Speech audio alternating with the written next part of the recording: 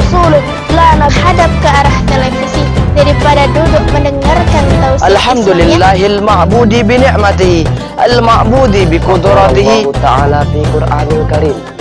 A'udzu billahi minasyaitonir rajim. Bismillahirrahmanirrahim. Ya ayyuhallazina amanu kutiba alaikumussyiyam. Air darah berbujankan anak panah demi menegakkan kalimat tauhid la ilaha illallah, yakni Nabi Muhammad sallallahu alaihi wasallam.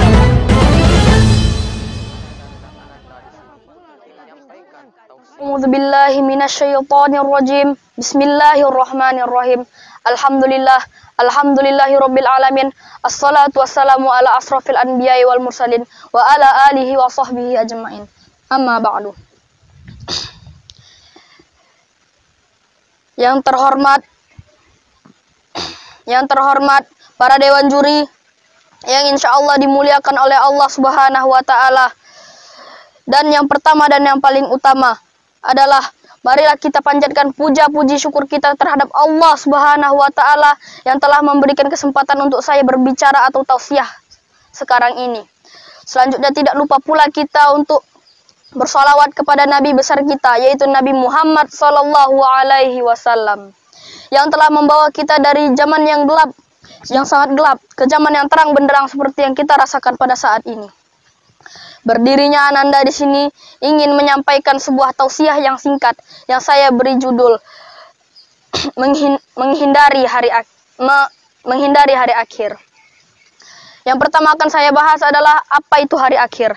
Hari akhir adalah hari terakhir di dunia ini, di mana banyak kejadian-kejadian yang mungkin tidak diinginkan oleh umat-umat muslim zaman sekarang. Gunung meletus di mana-mana, turun seseorang yang bernama Dajjal, ada Ya'juj Ma'juj dan lain-lain. Itu sangat tidak diinginkan oleh umat-umat muslim zaman sekarang. Salah satu cara menghindari hari akhir adalah tetaplah menyebut nama Allah dengan cara berzikir. Karena tidak akan kiamat dunia ini kalau masih ada yang menyebutkan nama Allah dari Al-Hadis. Selanjutnya kita membutuhkan ilmu dan iman kepada Allah Subhanahu wa Ta'ala untuk menghindari hari akhir. Untuk mendapatkan ilmu dan iman tidak semudah membalikkan tangan. Kalian membutuhkan keteguhan yang kuat dari hati. Atau juga banyak orang menyebutnya istiqomah. Lalu apa itu istiqomah? Istiqomah adalah prinsip keteguhan dari para ulama terhadap Allah Subhanahu wa Ta'ala. Dan juga sebenarnya istiqomah itu diperintahkan oleh Allah langsung kepada manusia melalui Al-Qur'an. Yang berbunyi seperti ini. A'udzu billahi minasyaitonir rajim. Bismillahirrahmanirrahim. Fastaqim kama umirta. Shadaqallahul azim. Surah Hud ayat 112. Yang artinya beristiqomalah kamu di jalan yang benar sebagaimana Allah perintahkan kepadamu.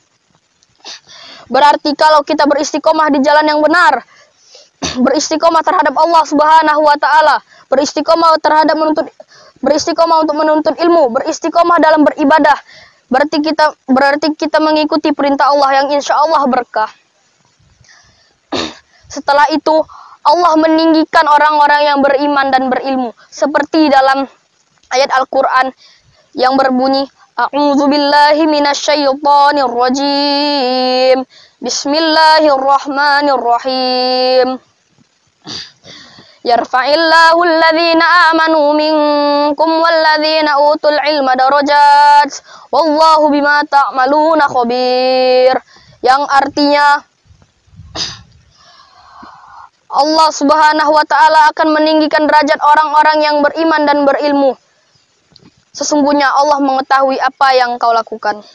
Jadi kalau kita beriman dan berilmu, kita tidak hanya selamat di dunia, tetapi kita juga selamat di akhirat. Karena Allah telah meninggikan derajat kita.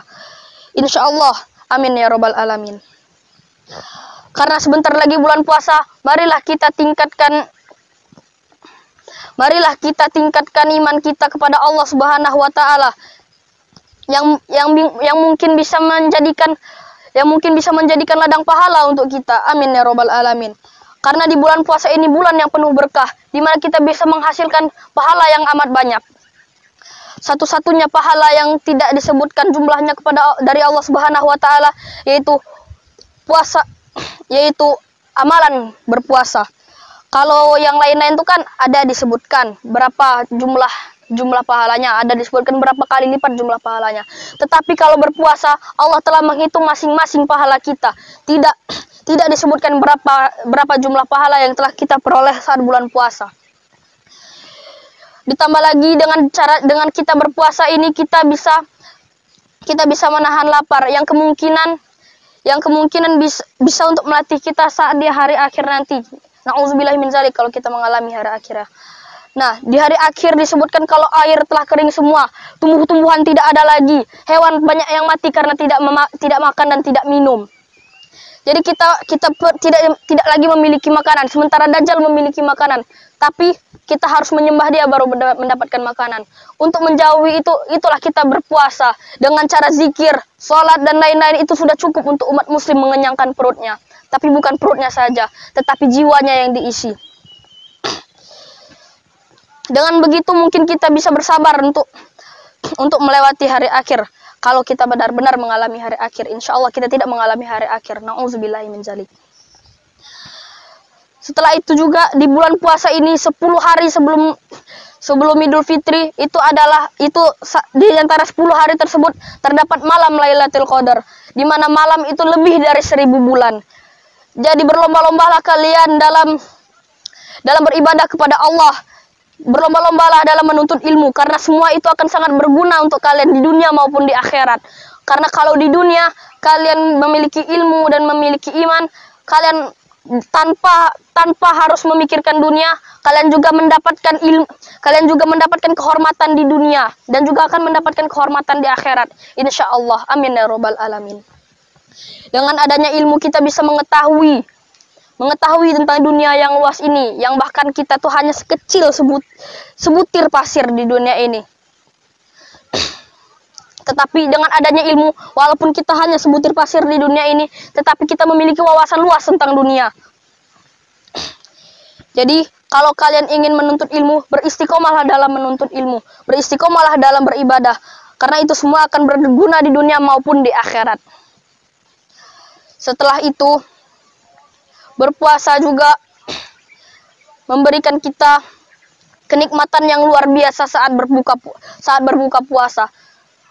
Seperti misal kalau kita makan di hari biasa, makan dikit lapar lagi, makan dikit lapar lagi. Tapi kalau kita berpuasa, kita menahan lapar, dan ketika kita berpuasa langsung kenyang semalaman. Nah, mungkin sekian dari saya. Kalau saya ada salah, saya mohon maaf. Kepada Allah saya mohon ampun, karena manusia itu tidak luput dari masalah. Wassalamualaikum warahmatullahi wabarakatuh. Ini juga perlu diperbaiki lagi ya dari beberapa orang yang Ustadz tadi komeni ya, karena ya ceramah ini atau pidato ini dilihat dari awal, kemudian isi dan penutup, sehingga menjadi satu kesatuan yang sempurna. Kemudian untuk penampilan atau gerakan atau ekspresi dari yang beberapa orang Ustaz sebutkan namanya tadi, ya ini juga harus diperbaiki, jangan terlalu kaku, mungkin tangan terus di dada, terus balik lagi, jadi santai-santai saja, rileks-rileks saja, ya nanti mampu ya mendukung kesempurnaan dalam kita menyampaikan pidato. Tapi karena ini anak-anak, adik-adik ini pemula-pemula, calon-calon, tidak mengapa, tapi sambil berjalan nanti berangsur-angsur akan bagus.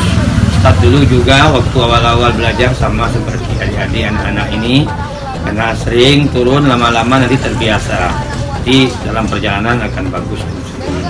Kemudian untuk intonasi, anak-anak yang Ustaz tadi sebutkan namanya ini juga penting, karena intonasi ini menjadi tolak ukur ya jamaah atau mad'u mendengar ceramah kita. Kalau lurus saja, atau tinggi saja, atau rendah saja, ini tidak menarik. Jadi perlu ada intonasi turun naik, di mana harus tinggi, di mana harus rendah.